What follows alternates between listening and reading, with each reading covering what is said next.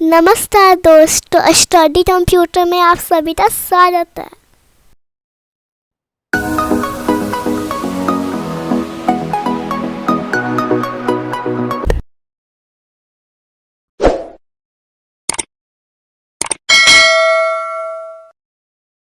इस वीडियो में आप सभी को आज MS वर्ड देखने को मिलेगा, लेकिन हाँ, वीडियो थोड़ा सा लंबा हो सकता है। अगर आप चाहते हैं कि छोटा वीडियो में देखना तो मेरा एक और चैनल है जिसका लिंक आपको इस वीडियो के डिस्क्रिप्शन में मिल जाएगा। पिछला वीडियो में मैंने MS वर्ड में रिव्यू टैब समाप्त कर दिया था और इस वीडियो में चलिए आइए हम लोग देखते हैं कि कौन सा ऑप्शन है। तो हर बार की तरह विंडोज और R बटन प्रेस करते हैं और इसमें टाइप कर देंगे विन वर्ड और कीबोर्ड का इंटर बटन प्रेस कर देंगे। तो ये मेरा MS वर्ड ओपन हो गया। तो हर बार की तरह चलिए आइए हम लोग इसमें टाइप कर देंगे =RAND ओपन ब्रैकेट और क्लोज ब्रैकेट करके इंटर कर देंगे। तो ये मेरा लिखा हुआ टेक्स्ट वापस आ गया। अब देखिए, जैसे देखते हैं कि रिव्यू टैब के बाद कौन सा ऑप्शन है। रिव्यू टैब तो मेरा समाप्त हो गया था। अब उसके बाद है व्यू। ठीक है, तो व्यू टैब में आते हैं हम लोग। सबसे फर्स्ट में देखते हैं कौन सा ऑप्शन है। तो ये है मेरा प्रिंट लेआउट। तो ज़्यादातर हम लोग प्रिंट लेआउट पर ही काम करते हैं। देखिए, प्रिंट लेआउट पर क्लिक किए और यहाँ से मान लीजिए मार्जिन हमको ऊपर नीचे करना है। तो देखिए ऊपर चला गया, फिर यहाँ पॉइंटर बना हुआ है, नीचे करेंगे तो नीचे आ जाएगा। उसी तरह से यहाँ से भी हम लोग मान लीजिए कि मार्जिन सेट करना है लेफ़्ट से या राइट से, तो यहाँ पर हम लोग मिला सकते हैं। देखिए, मार्जिन अगर मिलाना है तो इधर से मिला सकते हैं। देखिए लिखा हुआ टेक्स्ट लेफ़्ट साइड में आ गया। तो जितना भी हमको मार्जिन मिलाना है हम लोग प्रिंट लेआउट में रहकर मार्जिन सेट कर सकते हैं, नॉर्मल भी। तो उसके बाद देखते हैं कौन सा ऑप्शन है। ये है मेरा फुल स्क्रीन। फुल स्क्रीन पर क्लिक करते हैं तो देखिए यहाँ पर मेरा स्क्रीन में जो भी ऊपर में जो ऑप्शन बार में था, होम टैब ये सब, तो वो सब हाइड हो चुका है फुल स्क्रीन में करने पर। अब देखिए फुल स्क्रीन से हमको हटाना है तो कीबोर्ड का एस्केप बटन प्रेस करेंगे। तो देखिए फुल स्क्रीन से ये बाहर निकल गया हम लोग। ठीक है, उसके बाद देखते हैं वेब लेआउट। तो वेब लेआउट में क्या होता है, पेज का साइज जो है वो बड़ा हो जाता है वेब की तरह। ठीक है, यहाँ देखिए इसमें हम लोग मार्जिन नहीं मिला सकते हैं। ठीक है, जैसे कि फुल स्क्रीन में भी हम लोग मार्जिन नहीं मिला सकते थे। ठीक है, अब उसके बाद देखते हैं कौन सा ऑप्शन है। तो ये है मेरा आउटलाइन। देखिए आउटलाइन में ऑटोमेटिक जहाँ जहाँ हम लोग पैराग्राफ चेंज किए हैं वहाँ पर ऑटोमेटिक देखिए बुलेट शो कर रहा है, जैसे ये। ठीक है, अब जैसे यहाँ पर भी बुलेट शो कर रहा है, इंटर करेंगे देखिएगा ऑटोमेटिक यहाँ भी बुलेट शो कर रहा है। ठीक है, इंटर करने के पर अब मैं यहाँ से क्लोज कर देता हूँ। अब उसके बाद देखते हैं व्यू में फिर कौन सा ऑप्शन है। तो ये है मेरा ड्राफ्ट। देखिए ड्राफ्ट में मेरा ये ड्राफ्ट जैसा छोटा छोटा शो करने लगेगा। ठीक है, अब देखते हैं कौन सा ऑप्शन है। तो ये है मेरा रूलर। रूलर से क्या होता है कि ये जो रूलर है इसको अगर टिक हटाते हैं इस पर से, तो देखिए रूलर जो मेरा शो कर रहा था, मार्जिन लेफ्ट में भी रूलर था और ऊपर में भी रूलर था, तो वो मेरा हाइड हो गया। रूलर पर फिर से टिक लगा देंगे तो देखिए यहाँ पर मेरा रूलर शो करने लगा। उसके बाद है ग्रिड लाइन। देखिए ग्रिड लाइन यहाँ पर मेरा शो करने लगा। तो ग्रिड लाइन का काम क्या होता है कि जैसे मान लीजिए कि कुछ हम लोग शेप वगैरह अगर नाप कर बनाना चाहें तो हम लोग ग्रिड लाइन के द्वारा माप सकते हैं। जैसे मैं आपको अभी देखिए कोई भी शेप लेकर दिखाता हूँ ग्रिड लाइन के द्वारा माप कर। ठीक है, अब जैसे देखिए मान लेते हैं कि इस ऑप्शन में गए हम लोग होम टैब में। ठीक है, उसके बाद शेप पर क्लिक किए। अब इसमें से कोई भी शेप अगर लेना है, लाइन भी खींचना है अगर, तो देखिए हमको यहाँ से लेकर और यहाँ तक कोई भी लाइन खींचना है। तो देखिए, तो हम लोग इसके द्वारा हम लोग कोई भी लाइन वगैरह खींच सकते हैं। ठीक है, या फिर कोई और शेप लेना चाहें तो इसके द्वारा ग्रिड लाइन के द्वारा माप कर हम लोग ले सकते हैं। जैसे देखिए यहाँ से यहाँ तक। तो इस तरह से हम लोग ग्रिड लाइन के द्वारा कोई भी शेप माप सकते हैं। ठीक है, अब उसके बाद फिर से हम लोग आते हैं व्यू टैब में। अब मैं इसको डिलीट कर देता हूँ, यानी Ctrl+Z करता हूँ, अंडो। तो देखिए पहले जैसा मेरा वापस टेक्स्ट आ गया। अब उसके बाद देखिए फिर से मैं ग्रिड लाइन पर टिक हटाता हूँ तो देखिए ग्रिड लाइन हट गया। ठीक है, तो उसके बाद है डॉक्यूमेंट मैप। ठीक है, तो ये मेरा साइड में इस तरह शो करेगा। कभी कभी क्या होगा कि जो इसमें लिखा हुआ है वो इस साइड में शो करेगा, तो इसका उतना ज़रूरत नहीं है। ठीक है, मैं टिक इस पर से हटा देता हूँ। उसके बाद है थंबनेल। देखिए थंबनेल में क्या होता है कि जितना पेज आप लिए हुए रहेंगे तो वो यहाँ पर साइड में मिनी पेज में शो करेगा। ठीक है, अभी जैसे 2 पेज लिए हुए हैं तो 2 पेज शो कर रहा है, 3 पेज लेंगे तो 3 पेज शो करेगा। जैसे मैं देखिए पेज ब्रेक करके आपको एक दिखाता हूँ। ठीक है, तो मैं कंट्रोल और इंटर बटन प्रेस कर देता हूँ तो देखिए यहाँ पर साइड में मेरा 3 पेज छोटा छोटा शो करने लगा थंबनेल के द्वारा। अब मैं इस पर से टिक हटाता हूँ तो देखिए वो भी मेरा जो पेज शो कर रहा था छोटा छोटा वो हट गया। अब देखिए फिर से मैं आता हूँ कौन सा ऑप्शन है, उसके बाद ये है मेरा जूम। तो जूम में पेज का साइज़ हम लोग सेट कर सकते हैं। ठीक है, आप जितना भी चाहें तो यहाँ से आप वैल्यू दे सकते हैं। ठीक है, ओके करते हैं तो देखिए पेज मेरा छोटा हो गया। फिर मैं जूम में जाता हूँ और 200 पे क्लिक करता हूँ और ओके करता हूँ तो देखिए पेज मेरा बड़ा हो गया। ठीक है, उसके बाद फिर से मैं किसी और पर क्लिक करना चाहूँ तो देखिए इस पर क्लिक करते हैं, ओके करेंगे तो देखिए अब उसके बाद कौन सा ऑप्शन है देखते हैं फिर से। इसमें अगर आप चाहते हैं मान लीजिए कि जितना भी मार्जिन सेट करने के लिए 20, 100 चाहे आप जितना भी देना चाहें तो आप यहाँ पर टाइप भी कर सकते हैं। ठीक है, और ओके कर देंगे यहाँ से।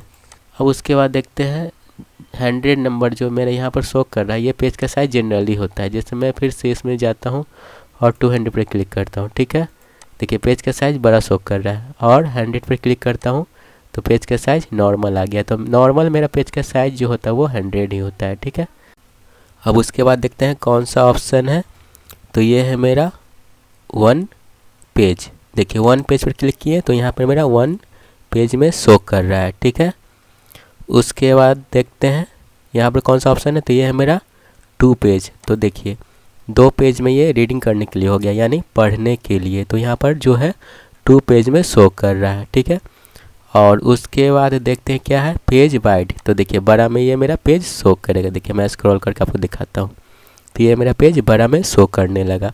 ठीक है, उसके बाद यहाँ पर है न्यू विंडो, इस पर मैं क्लिक करता हूँ तो नया विंडो मेरा देखिए खुल गया। जैसे मैं यहाँ पर देखता हूँ। ठीक है, यहाँ पर जिसे देखिए मिनिमाइज करता हूँ। ठीक है, तो देखिए यहाँ पर ये पुराना वाला विंडोज़ है और वो जो मेरा विंडोज़ था वो नया वाला था। ठीक है, उसके बाद देखते हैं कि कौन सा ऑप्शन है न्यू विंडो के बाद अरेंज ऑल, इस पर मैं क्लिक करता हूँ और यहाँ से देखिए पॉइंटर से छोटा कर देता हूँ। ठीक है, अब उसके बाद यहाँ से देखिए मैं मैक्सिमाइज करता हूँ। ठीक है, तो देखिए बड़ा हो गया। फिर मैं इसको रीस्टोर करूँगा तो देखिए उतना ही साइज़ में जितना मैं अरेंज किए थे उतना ही में ये हो रहा है। तो यहाँ से अरेंज ऑल से हम लोग अरेंज कर सकते हैं। ठीक है, उसके बाद देखते हैं कौन सा ऑप्शन है, तो ये है मेरा स्प्लिट। ठीक है, तो देखिए यहाँ पर जहाँ भी लाइन देंगे वहाँ पर वो देखिए यहाँ पर स्प्लिट किए तो लाइन शो कर रहा है। देखिए स्क्रॉल करके देख रहे हैं तो ऊपर वाला वो उसी तरह से रहेगा और नीचे में देखिए स्क्रॉल कर रहे हैं तो पेज अप डाउन हो रहा है स्प्लिट से। ठीक है, तो इस तरह से हम लोग करके स्प्लिट कर सकते हैं यानी पढ़ सकते हैं कुछ। ठीक है, या टाइप भी कर सकते हैं नीचे में, लेकिन होगा उसी पेज में टाइप। ठीक है, अब मैं फिर से इसको स्प्लिट से हटाता हूँ। ठीक है, तो इस पर क्लिक करता हूँ तो वो मेरा जो लाइनिंग था स्केल था वो हट गया। ठीक है, तो मेरा ये स्प्लिट ऑप्शन समाप्त हो गया। ठीक है, इसमें देखते हैं कि स्प्लिट के बाद कौन सा ऑप्शन है, तो ये तो इसका तो कोई काम नहीं है स्विच का। ठीक है, तो मैं इसके बाद देखता हूँ कौन सा ऑप्शन है, तो ये है मेरा मैक्रो। तो देखिए सबसे पहले हम लोग समझते हैं कि मैक्रो ऑप्शन का यूज क्या होता है। देखिए मैक्रो ऑप्शन का यूज कुछ भी मान लीजिए कि रिकॉर्ड करने के लिए फॉर्मेट वगैरह होता है। ठीक है, एक बार आप रिकॉर्ड कर लेते हैं और उस पर फिर दोबारा आप काम कर सकते हैं। अगर कुछ उस फॉर्मेट को दोबारा बनाना हो तो उसको आप दोबारा जल्दी से क्रिएट कर सकते हैं, उतना समय आपको नहीं लगेगा। क्योंकि ये मेरा जो मैक्रो है ये कोई भी फॉर्मेट हो या फिर कुछ टाइपिंग करेंगे उस फॉर्मेट को तैयार करने में मदद करता है। ठीक है, तो चलिए आइए हम लोग कुछ टाइप कर लेते हैं। ठीक है, जैसे मैं इसमें टाइप कर देता हूँ नेम। ठीक है, और एक बार टैब का यूज करेंगे 2 बार। ठीक है, और इसमें टाइप कर लेते हैं एड्रेस। ठीक है, उसके बाद फिर टैब का यूज करेंगे। उसके बाद मान लीजिए इसमें ले लेते हैं डेट ऑफ बर्थ तो DOB। ठीक है, फिर टैब का यूज करेंगे और उसके बाद ले लेते हैं मोबाइल नंबर। ठीक है, यानी कुछ भी इसमें टाइप कर देंगे। उसके बाद देखिए यहाँ पर जो है नेम को सिलेक्ट कर लेंगे, ठीक है। उसके बाद जाएंगे मैक्रो में, ठीक है। उसके बाद यहाँ पर है मेरा रिकॉर्ड मैक्रो, इस पर क्लिक करेंगे। अब इसमें दो तरीक़ा से हम लोग मैक्रो को रिकॉर्ड कर सकते हैं, एक तो बटन के द्वारा या दूसरा है कीबोर्ड के द्वारा। तो मैं सबसे पहले यहाँ पर नाम जो भी आपको मैक्रो का रखना है वो कर देंगे, ठीक है। तो मैं यहाँ पर दे देता हूँ, जैसे दे देता हूँ राम, ठीक है। राम नाम से मेरा मैक्रो बन रहा है और इस पर मैं बॉटम पर एक बार क्लिक करता हूँ, ठीक है। अब देखिए यहाँ पर मेरा जो है, मैं आपको जूम करके दिखाता हूँ। देखिए लिखा हुआ यहाँ पर नॉर्मल न्यू मैक्रो, और जो मैं मैक्रो नाम दिया था राम वो शो कर रहा है, ठीक है। मैं अब जूम आउट करता हूँ। तो इस पर मैं अब एक बार क्लिक करूँगा, इसको सिलेक्ट करके ऐड कर दूँगा, ठीक है। ऐड कर दूँगा और उसके बाद ओके पर मैं क्लिक कर देता हूँ, ठीक है। अब मैं होम टैब में जाता हूँ और यहाँ से कुछ फॉर्मेट में चेंजिंग कर देते हैं। जैसे मान लेते हैं कि यहाँ पर हमको फॉन्ट साइज़ कुछ बड़ा करना है, ठीक है। तो वो बड़ा हो गया। इसको बोल्ड करना है, इटैलिक करना है, ठीक है। स्टाइल में कुछ अगर यहाँ से चेंजिंग करना है कुछ भी, ठीक है, कुछ भी मान लीजिए यहाँ से चेंजिंग कर लिए, ठीक है। ये तो हो गया। अब मैं इसको फिर से व्यू में जाता हूँ और मैक्रो में जाता हूँ, ठीक है। और यहाँ पर मैं स्टॉप पर क्लिक कर देता हूँ, ठीक है। तो ये मेरा मैक्रो स्टॉप हो गया, ठीक है। अब देखिए इसमें जैसा मेरा ये फॉर्मेट है उसी तरह से मैं चाहता हूँ कि ये सब में हो जाए, ठीक है। तो उसके बाद मैं जाऊँगा मैक्रो में और व्यू मैक्रो में जाऊँगा, ठीक है। यहाँ पर देखिए राम नाम से मैक्रो बनाए थे, तो इसको सिलेक्ट कर लेंगे। सिलेक्ट तो है ही, लेकिन फिर से मैं सिलेक्ट कर लूँगा इसको और रन पर क्लिक करूँगा। तो देखिए ये सब मेरा फॉर्मेट में चेंजिंग आ गया, क्योंकि मैं पहले से ही ये जो राम नाम का मैं मैक्रो बनाया था वो रिकॉर्ड हो चुका था। तो इस तरह से हम लोग कुछ भी फॉर्मेट बना सकते हैं जल्दी, ठीक है। एक तरीका से मैं और बताता हूँ आपको, मैं इसको डिलीट कर देता हूँ, ठीक है। सिलेक्ट करके डिलीट कर देता हूँ। अब मैं आपको दूसरा तरीका से बताता हूँ, यानी कीबोर्ड के द्वारा। देखिए सबसे पहले फिर से मैं मैक्रो में जाऊँगा, रिकॉर्ड मैक्रो में जाऊँगा, कीबोर्ड पर क्लिक करूँगा, ठीक है। और इसमें जो भी आपको मान लीजिए कि शॉर्ट की देना है तो आप दे सकते हैं। मान लीजिए मैं देता हूँ कंट्रोल पी और मैं असाइन पर क्लिक कर देता हूँ, ठीक है। फिर से मैं इसको क्लोज कर देता हूँ। अब आपको जो भी मैक्रो रिकॉर्ड करना है, ठीक है, आप कर सकते हैं। मैं इंसर्ट में जाता हूँ, मान लीजिए हमको टेबल बनाना है, ठीक है। तो टेबल सेलेक्ट कर लिए। अब इसमें मान लीजिए जो भी आपको टाइप करना है, ठीक है, तो आप टाइप करके फॉर्मेट बना सकते हैं, ठीक है। उसके बाद मैं ले लेता हूँ मान लीजिए डेट ऑफ बर्थ, तो DOB हो गया। फिर कॉन्टैक्ट नंबर यानी मोबाइल नंबर, तो वो आप दे सकते हैं, ठीक है। अब ये मेरा हो गया। अब मैं फिर से जाऊँगा व्यू टैब में, मैक्रो में जाऊँगा और जो मैक्रो मेरा रिकॉर्ड हो रहा है उसको स्टॉप में कर देता हूँ, ठीक है। अब मैं इस पर देखिए नीचे में क्लिक किया और फिर कंट्रोल P करता हूँ। तो देखिए ऑटोमेटिक मेरा कंट्रोल P मैंने जैसे किया, नीचे में मेरा फॉर्मेट बनकर आ गया।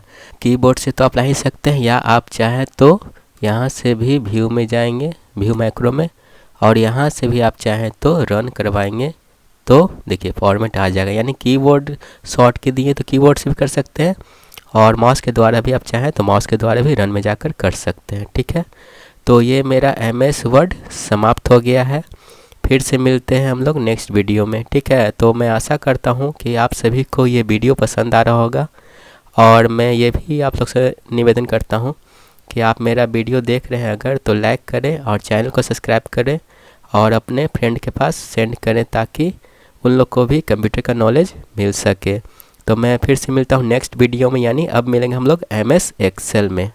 बाय बाय, धन्यवाद।